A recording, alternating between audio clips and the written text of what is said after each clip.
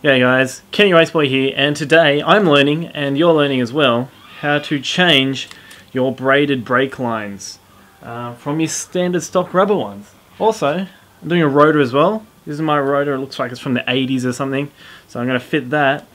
And yeah, everybody knows that the KLR has a pretty rubbish front brake, and it's like grabbing a handful of Play-Doh. And that's definitely not good if you want to brake emergency stop and that kind of stuff, so we're going to change it today.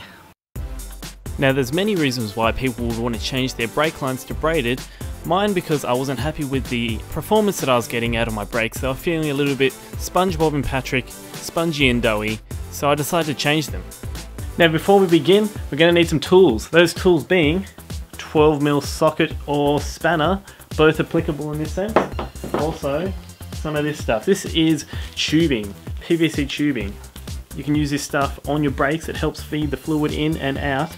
And that is used to make something like this. You're going to need to make something like this. Before you comment, it's not a recreational smoking implement. It is merely a bottle to help you bleed your brakes. This connects to the caliper, fluid down in the bottom there, and as you can see I've labelled it Brake Bleed Awesomeness to flatten any kind of debate there. Lastly, what we're going to need is brake fluid. This stuff is definitely essential. For the KLR we're using DOT4. Don't try to mix brake fluids, it goes bad. And lastly, brake cleaner. Yes, if you're messy like I am, you're definitely going to need a lot of this. So we're only replacing the front brake today, so what we want to do is raise that front wheel off the ground so we can pull the front wheel out. First thing we're going to set about removing is going to be that rubber brake line. Detach it from the top and then we can move on to the bottom. Try to avoid spilling any brake fluid onto your bodywork as it may damage the paint. Repeat the same process for the bottom using a drip tray to collect any of the brake fluid that flows out. Next we can remove any fittings or fixings that hold the brake line in place so we can remove the hose. Once the old hose is out, we can set about replacing it with the new one. Most hoses have a top and a bottom, so make sure these are correct as it's essential for fitment. And after you've figured out which one is which, we can proceed to put the new hose in. Routing and fitting of this new cable is essential to get right, as your steering depends on it. Make sure it doesn't get snagged on anything and doesn't impede your steering.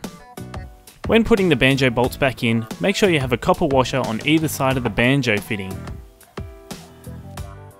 Once that's all done, you can proceed to tighten the bolts on both top and bottom of the brake line.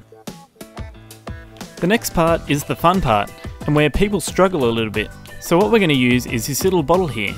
All it is a tube stuck into the top of the lid, and with a bit of coat hanger to support the bottle. The idea of this little bottle here is to prevent air from flowing back into the system, and it also stops brake fluid from dropping on the ground. Fill the bottle with about 1.5 inches worth of brake fluid so the pipe is submerged at the bottom. Hang the bottle from the caliper and attach the hose to the little barb. Moving to the top of the brake assembly, we can proceed to remove the top cap for the reservoir. These screws can be pretty tight, so be careful not to strip them.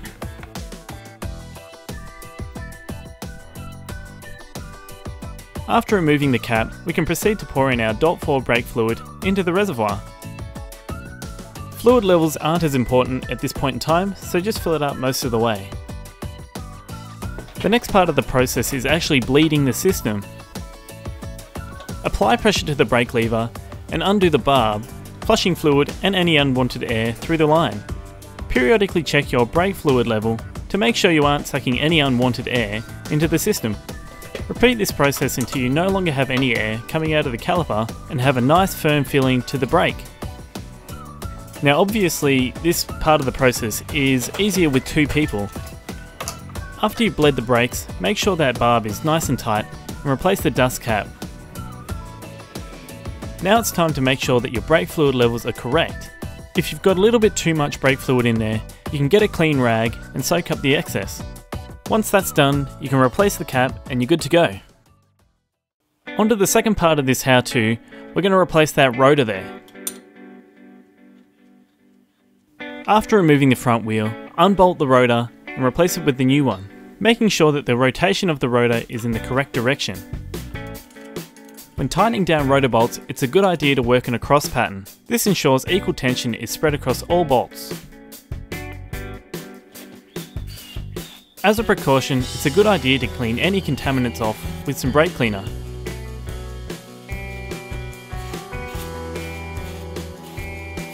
New brake pads are always recommended when replacing a rotor.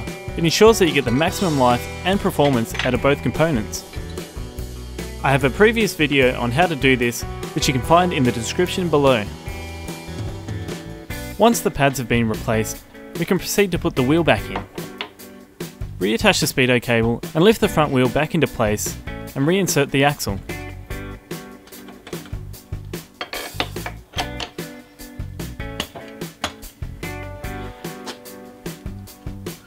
Next step is to reattach that nut back onto the axle. Finger tight should be just enough for now.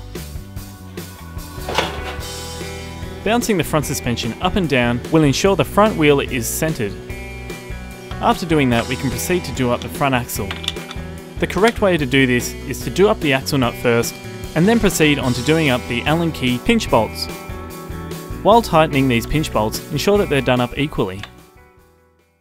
And there you have it guys, you've successfully changed out your rotor and rubber brake lines for something hopefully a little bit better than what you had on there before. And just make sure everything's spinning nice and correctly and not binding up, in the name of safety of course. And yeah, happy upgrading. And I'll see you in the next video guys.